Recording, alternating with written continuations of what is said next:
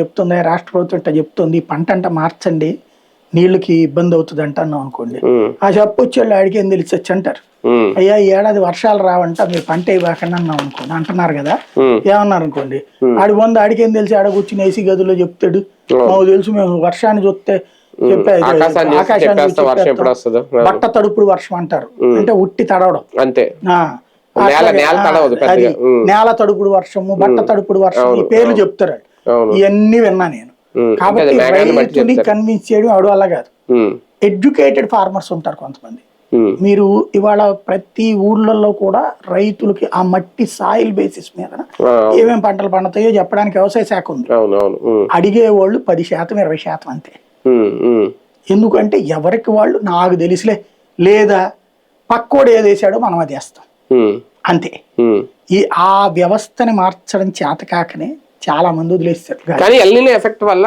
కరువును ఎదుర్కోవడం ఒక సవాల్గా ఏమన్నా మారుతుందా రేపు ఈ ప్రభుత్వానికి? ఈ వీళ్ళనినే కాదు కదా దేశం ప్రపంచం అంతా ఉంది.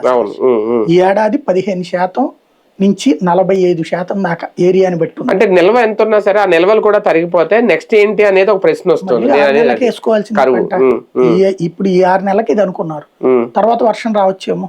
ఇప్పుడు కూడా అంతా కాదు కదా, నార్త్ ఇండియాలో వర్షాలు పడుతున్నాయి కదా, అక్కడ పంటలు వేస్తారు.